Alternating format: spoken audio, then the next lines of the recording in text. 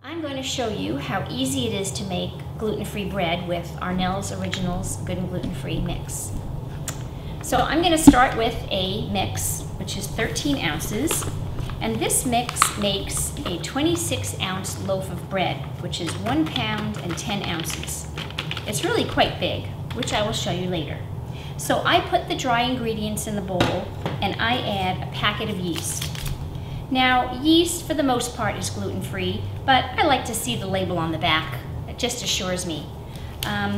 You could either use 1 packet, like I'm going to use right now, or you can use a jar, a little more bulk, 2 1/4 teaspoons.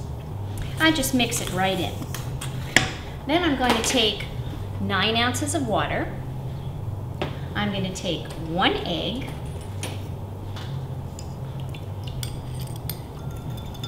I'm going to take 3 tablespoons of oil. I always use purified water because the water in California tastes awful. And I use hormone-free, no antibiotics in terms of the eggs. And I use an expeller-pressed or cold-pressed oil all the time. Today I'm going to be using safflower oil, and that is 3 tablespoons. The recipe also calls for apple cider vinegar. You might wonder why, because I'm actually going to put in 1/2 teaspoon. It's not very much at all. The apple cider vinegar creates a change in the pH, which aids in digestion. So now I'm going to take this mixture of my liquids and I'm going to heat it in the microwave for 1 minute. I'll be right back.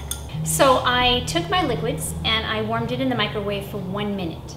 You want to make sure that you don't heat it up enough so that your egg cooks, but it's nice to have it warm because it's going to give the yeast a jump start. So I am pouring it in,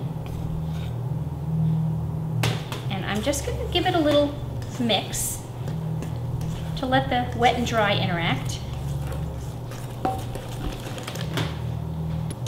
And now I'm going to mix it for 5 to 10 minutes.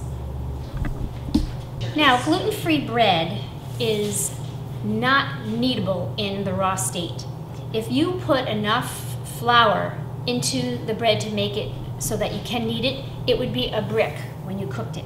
And the bottom line is you need to have soft, delicious, nutritious bread.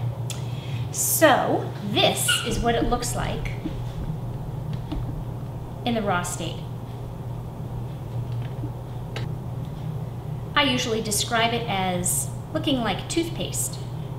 Smooth and stretchy and sticky. Okay, so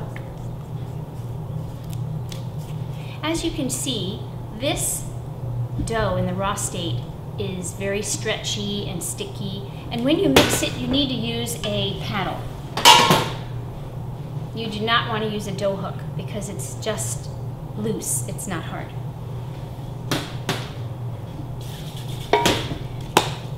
I like to use a little cooking spray as a parting agent so that once the bread is cooked, it just pops right out. I'll be right back. Okay, I used a little cooking spray. Be careful about using Pam. Some of the Pams have wheat in it, and obviously that would defeat the whole purpose.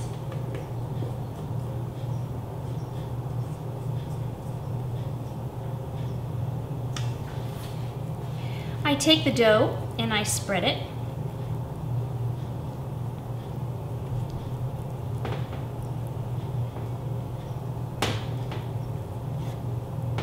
And stick it in a warm place to rise. You could, if you live in a warm climate, you could let it rise even in your warm car. But that's about how warm you want the dough to be. I'll sometimes in my kitchen put on my oven for 170 degrees for just a couple of minutes and get it all warm. See this? This is actually going to rise to about 1/2 inch above the pan when it's all finished. And I'm going to put this in the oven to rise. I'll be right back. Okay, so I believe the bread has risen the perfect amount, and I want to show you just what it looks like. Here it is. You can see it's about half an inch or so above the pan, and now I'm ready to just let it sit here for a moment while the oven heats up to 350 for a regular oven, 335 for a convection oven, and I cook it anywhere from 30 to 35 minutes. I like the crust to be nice and crunchy so the inside stays moist and yummy. All right, I think the bread is done. Let's take it out. The first thing I do when I get the bread out of the oven is I put it right on a wire rack. I leave it on its side because if any evaporation happens, I want it to happen here and I don't want it to happen there. So I usually put it for 5 minutes on each side, let it do its cooling, and it's good to go. So I bake this a little earlier so it's nice and cool, and I think it's time for us to eat the bread. Okay, well, now we get to eat the bread. Yay! Best part. So how long did you let it cool? I let it cool an hour because every time I don't, it collapses on itself. It just, because it's so moist. I've done that though because I have to eat it right when it comes out of the oven. And yes. Yeah, you do have to let it cool for a little while. So okay. Well, here's a slice of bread, and Linda, why don't you play with it? It's your food. Do I get to play with my food? Show it, bend it. Okay. Here's what I love so much about it because I'm a real texture girl. I like that it bends and it moves just like regular bread. So it's yummy and it tears. I think this is really kind of cool too because most gluten-free breads, right, when you break them in half, they kind of go crack. Right. Almost like just a dry piece of bread. So this is so much better. Do I get to eat it now? Yes. It's my favorite part.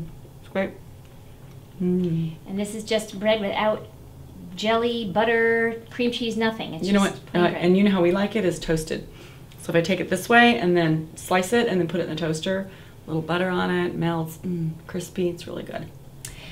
This bread you can actually toast lightly in the morning and make a sandwich and take it for later and eat it 8 hours later. It's still delicious. You know, you put it in a little baggie and good to go.